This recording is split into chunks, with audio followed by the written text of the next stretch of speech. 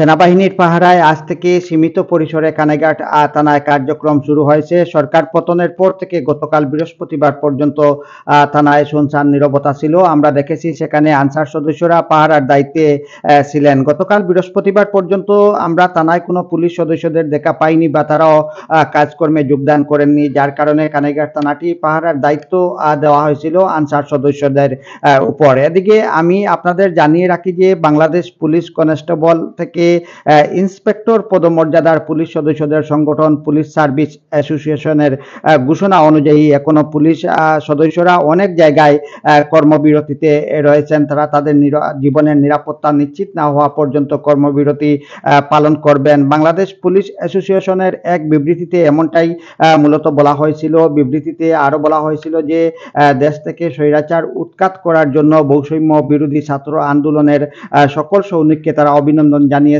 সেই সাথে তারা নিহত ছাত্রদের রুহের মাগফিরাত কামনা করেছেন। সেখানে বলা হয়েছে যে নিয়োগের শুরু থেকেই সার্জেন্ট, সাব ইন্সপেক্টর সহ নিম্নপদস্থ কর্মকর্তা কর্মচারীরা তারা সিনিয়র অফিসার অথবা রাজনৈতিক নেতাদের স্বার্থ হাসিলের বাহক হিসেবে কাজ করতে বাধ্য হন বা তাদেরকে বাধ্য করা হয়। তাদের অফিসাররা বেশিরভাগ ক্ষেত্রেই দলীয় পরিচয়ে দুষ্ট ছিল, এমনটাই মূলত বাংলাদেশ পুলিশ অ্যাসোসিয়েশনের বিবৃতিতে বলা হয়েছে।